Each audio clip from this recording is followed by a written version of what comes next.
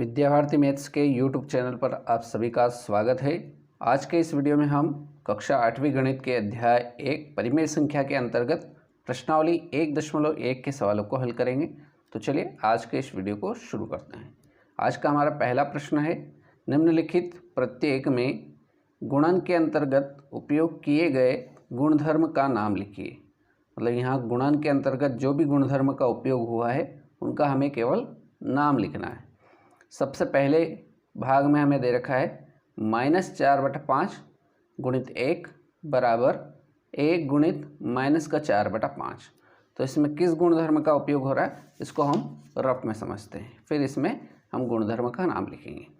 यहाँ हमें पहले दे रखा है -4/5 और इसका गुणा किया गया है 1 के साथ। जब किसी भी संख्या का 1 से गुणा करते हैं तो रिजल्ट वही आता है। मतलब -4/5 का गुणा 1 से किया तो क्या आएगा, -4/5 ही आएगा। ठीक, और इधर किया है 1 का गुणा, ये भी किया है -4/5 से। यहाँ भी गुणा 1 से हुआ है तो रिजल्ट -4/5 ही आएगा। इसलिए यहाँ पर जो गुणधर्म है वो 1 के ऊपर निर्भर करेगा।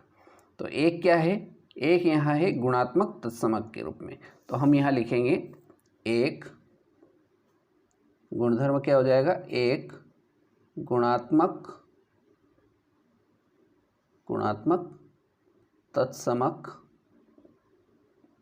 है, और हमें केवल गुणधर्म का नाम लिखना था।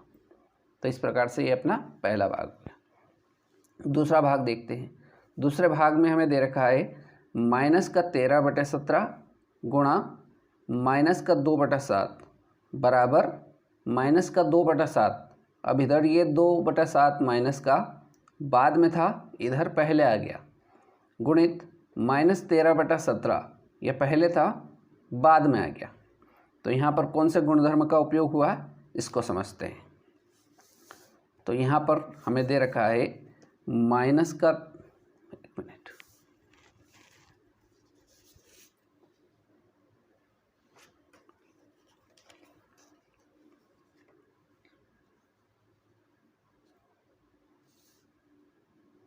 यहाँ पर हमें जो दे रखा है वो है -13/17 गुणित -2/7। अब ये 2/7 क्या आ गया, पहले आ गया, और 13/7 कहाँ चला गया, पीछे चला गया। ठीक, देखिए इसको समझते हैं उदाहरण से। यदि मान लीजिए दो संख्या लेते हैं, 3 और 4 ले देते हैं गुणा के रूप में, तो 3 और 4 का गुणा करते हैं तो कितना आएगा, 12 आएगा। यदि इसको मैं 4 गुणित 3 लिख दूँ, मतलब जो 4 बाद में लिखा था उसको पहले लिख दिया और 3 जो पहले लिखा था उसको बाद में लिख दिया, तो भी रिजल्ट अपना जो उत्तर आएगा वो 12 ही आएगा। मतलब गुणा में क्रम बदलने पर उत्तर नहीं बदलता है, यही यहाँ पर हुआ है। जो -13/17 था वो पहले लिखा हुआ था, इधर बराबर के इधर उसको बाद में लिख दिया, और -2/7 जो पहले बाद में लिखा हुआ था इधर पहले लिख दिया। तो ये क्या क्रम कहलाता है, ये गुणधर्म कहलाता है क्रम विनिमयता का नियम। तो हम यहाँ लिखेंगे उत्तर में क्रम विनिमयता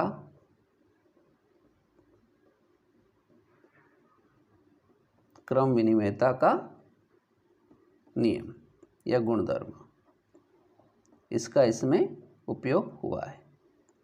ठीक, तो ये इस प्रकार से अपना दूसरा भाग हो जाएगा। तीसरे भाग की ओर बढ़ते हैं। तीसरे भाग में हमें दे रखा है -19/29, इसका गुणा किया रखा है 29/-19 बराबर आ रहा है 1। यहाँ पर कौन से गुणधर्म का उपयोग हो रहा है इसको अपन समझते हैं।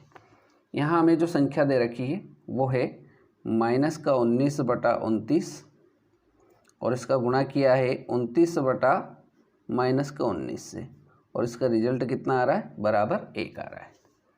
देखिए ये 29 से ये 29 क्या हो जाएगा, कैंसिल हो जाएगा। ये -19 से ये -19 कैंसिल हो जाएगा, कुछ भी नहीं बचेगा, 1 बचेगा। मान लीजिए एक उदाहरण मैं आपको और बताता हूँ, जैसे 3/4।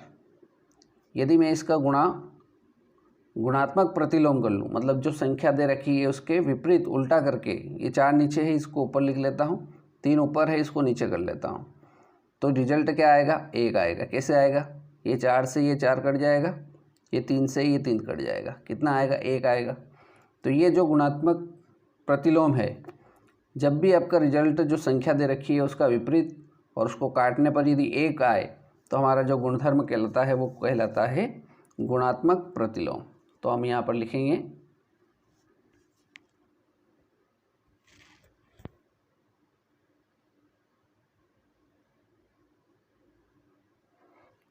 लिख देंगे इसमें गुणात्मक प्रतिलोम गुणधर्म का उपयोग हुआ है। गुणात्मक प्रतिलोम गुणधर्म, ठीक। तो इसमें केवल अपने को गुणधर्म का नाम ही लिखना था, ठीक। तो इस प्रकार से ये अपना प्रश्न क्रमांक 1 कंप्लीट हुआ। बढ़ते हैं प्रश्न क्रमांक 2 की ओर। बताइए कौन से गुणधर्म की सहायता से आप संख्या दे रखी है 1/3 गुणित 6 गुणित 4/3 को 1/3 गुणित 6 गुणित 4/3 के रूप में अभिकलन करते हैं। तो इसमें हमें क्या बताना है कि कौन से गुणधर्म का उपयोग करके हम ऐसा कर सकते हैं।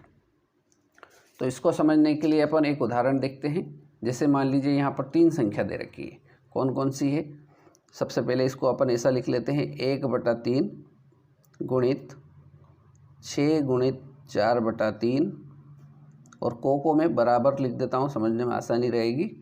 1/3 गुणित 6 गुणित 4/3। यहाँ पर 3 संख्या है, 1/3, 6 और 4/3। तो A गुणित B गुणित C को यदि अपने को 3 दे रखे हैं, जैसे मान लीजिए एक उदाहरण की सहायता से हम उसको समझते हैं। 2, 3 और अगली संख्या 5 ले लेते हैं। इसको अपन कैसे लिख सकते हैं? इसको अपन गुणा कर सकते हैं 2 गुणित 3 गुणित 5, पहला तरीका। दूसरा तरीका अपन इसको ऐसा कर सकते हैं 2 गुणित 3, 2 और 3 का पहले गुणा कर देंगे, फिर 5 का गुणा करेंगे। यहाँ हमने पहले 3 और 5 का गुणा किया, देखते हैं क्या होता है। 2 गुणित पहले 3 और 5 का गुणा होगा तो कितना हो जाएगा?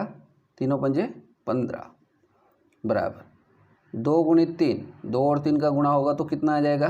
6 गुणित 5। तो 2 का 15 से मल्टीप्लाई करेंगे तो कितना आएगा? 30 और 6 का 5 से करेंगे तो भी 30 आएगा। मतलब इनका क्रम बदलने पर इनका उत्तर नहीं बदलता है, उत्तर दोनों का क्या आ रहा है? सेम आ रहा है। तो इस प्रकार का जो गुणधर्म होता है उसको कहता जाता है गुणात्मक साहचर्य गुणधर्म। तो इसको अपन लिखेंगे, कैसे लिखेंगे? सबसे पहले हल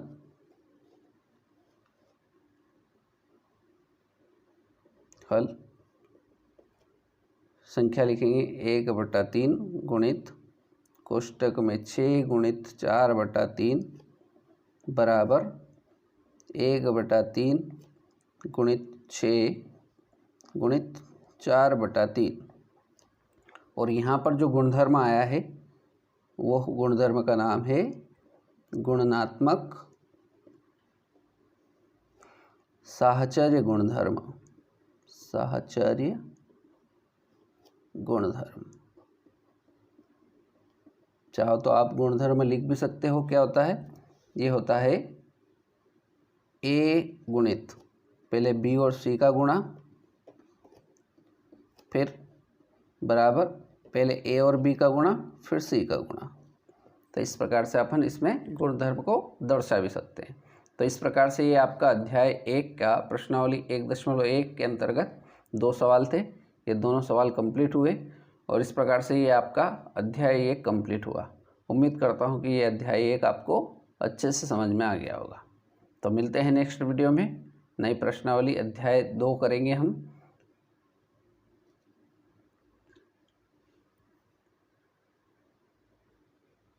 विद्याभारती मैथ्स के YouTube चैनल पर आप सभी का स्वागत है। आज के इस वीडियो में हम कक्षा 8वीं गणित के अध्याय 1 परिमेय संख्या के अंतर्गत प्रश्नावली 1.1 के सवालों को हल करेंगे। तो चलिए आज के इस वीडियो को शुरू करते हैं। आज का हमारा पहला प्रश्न है, निम्नलिखित प्रत्येक में गुणन के अंतर्गत उपयोग किए गए गुणधर्म का नाम लिखिए।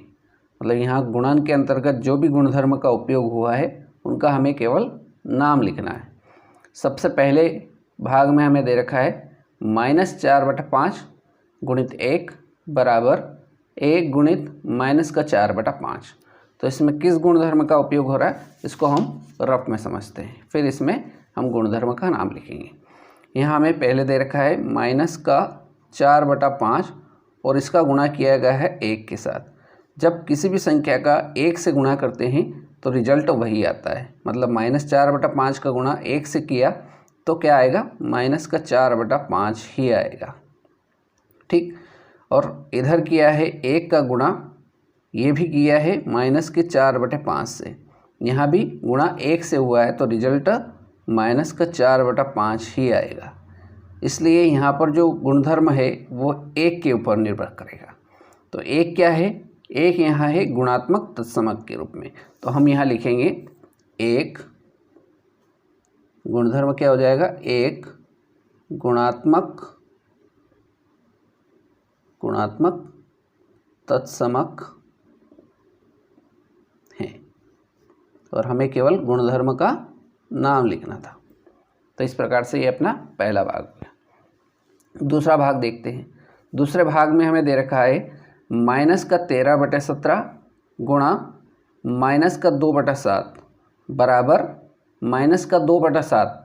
अब इधर ये 2/7 माइनस का बाद में था, इधर पहले आ गया, गुणित -13/17, यह पहले था बाद में आ गया। तो यहाँ पर कौन से गुणधर्म का उपयोग हुआ इसको समझते हैं। यहाँ पर हमें जो दे रखा है वो है -13/17 गुणित -2/7। अब ये 2/7 क्या आ गया, पहले आ गया, और 13/7 कहाँ चला गया, पीछे चला गया। ठीक, देखिए इसको समझते हैं उदाहरण से। यदि मान लीजिए दो संख्या लेते हैं, 3 और 4 ले देते हैं गुणा के रूप में, तो 3 और 4 का गुणा करते हैं तो कितना आएगा, 12 आएगा। यदि इसको मैं 4 गुणित 3 लिख दूँ, मतलब जो 4 बाद में लिखा था उसको पहले लिख दिया और 3 जो पहले लिखा था उसको बाद में लिख दिया, तो भी रिजल्ट अपना जो उत्तर आएगा वो 12 ही आएगा। मतलब गुणा में क्रम बदलने पर उत्तर नहीं बदलता है, यही यहाँ पर हुआ है। जो -13/17 था वो पहले लिखा हुआ था, इधर बराबर के इधर उसको बाद में लिख दिया, और -2/7 जो पहले बाद में लिखा हुआ था इधर पहले लिख दिया। तो ये क्या क्रम कहलाता है, ये गुणधर्म कहलाता है क्रम विनिमयता का नियम। तो हम यहाँ लिखेंगे उत्तर में क्रम विनिमयता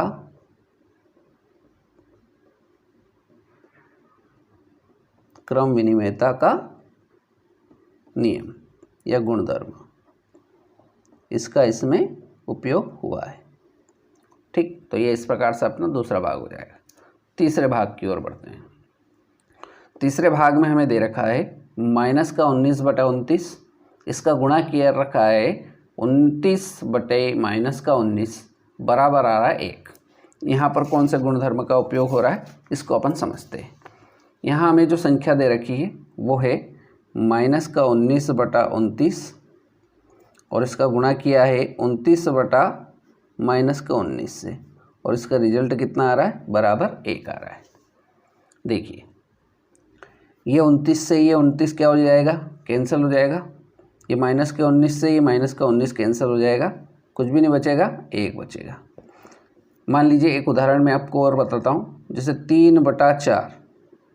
यदि मैं इसका गुणात्मक प्रतिलोम कर लूँ, मतलब जो संख्या दे रखी है उसके विपरीत उल्टा करके, ये 4 नीचे है इसको ऊपर लिख लेता हूँ, 3 ऊपर है इसको नीचे कर लेता हूँ, तो रिजल्ट क्या आएगा, 1 आएगा। कैसे आएगा, ये 4 से ये 4 कट जाएगा, ये 3 से ये 3 कट जाएगा, कितना आएगा, 1 आएगा। तो ये जो गुणात्मक प्रतिलोम है, जब भी आपका रिजल्ट जो संख्या दे रखी है उसका विपरीत और उसको काटने पर यदि 1 आए तो हमारा जो गुणधर्म कहलाता है वो कहलाता है, तो हम यहाँ पर लिख देंगे इसमें गुणात्मक प्रतिलोम गुणात्मक प्रतिलोम गुणधर्म का उपयोग हुआ है। गुणात्मक प्रतिलोम गुणधर्म, ठीक। तो इसमें केवल अपने को गुणधर्म का नाम ही लिखना था, ठीक। तो इस प्रकार से ये अपना प्रश्न क्रमांक 1 कंप्लीट हुआ। बढ़ते हैं प्रश्न क्रमांक 2 की ओर। बताइए कौन से गुणधर्म की सहायता से आप संख्या दे रखी है 1/3 गुणित 6 गुणित 4/3 को 1/3 गुणित 6 गुणित 4/3 के रूप में अभिकलन करते हैं। तो इसमें हमें क्या बताना है कि कौन से गुणधर्म का उपयोग करके हम ऐसा कर सकते हैं। तो इसको समझने के लिए अपन एक उदाहरण देखते हैं। जैसे मान लीजिए यहाँ पर 3 संख्या दे रखी है, कौन कौन सी है। सबसे पहले इसको अपन ऐसा लिख लेते हैं 1/3 गुणित 6 गुणित 4/3 और को मैं बराबर लिख देता हूँ, समझने में आसानी रहेगी। 1/3 गुणित 6 गुणित 4/3। यहाँ पर 3 संख्या है 1/3, 6 और 4/3। तो a गुणित b गुणित c को यदि अपने को 3 दे रखे हैं, जैसे मान लीजिए एक उदाहरण की सहायता से हम उसको समझते हैं। 2, 3 और अगली संख्या 5 ले लेते हैं। इसको अपन कैसे लिख सकते हैं, इसको अपन गुणा कर सकते हैं 2 गुणित 3 गुणित 5, पहला तरीका। दूसरा तरीका अपन इसको ऐसा कर सकते हैं 2 गुणित 3, 2 और 3 का पहले गुणा कर देंगे, फिर 5 का गुणा करेंगे। यहाँ हमने पहले 3 और 5 का गुणा किया, देखते हैं क्या होता है। 2 गुणित पहले 3 और 5 का गुणा होगा तो कितना हो जाएगा, 3 और 5 15 बराबर 2 गुणित 3, 2 और 3 का गुणा होगा तो कितना आ जाएगा 6 गुणित 5। तो 2 का 15 से मल्टीप्लाई करेंगे तो कितना आएगा 30 और 6 का 5 से करेंगे तो भी 30 आएगा। मतलब इनका क्रम बदलने पर इनका उत्तर नहीं बदलता है, उत्तर दोनों का क्या आ रहा है, सेम आ रहा है। तो इस प्रकार का जो गुणधर्म होता है उसको कहला जाता है गुणात्मक साहचर्य गुणधर्म। तो इसको अपन लिखेंगे, कैसे लिखेंगे, सबसे पहले हल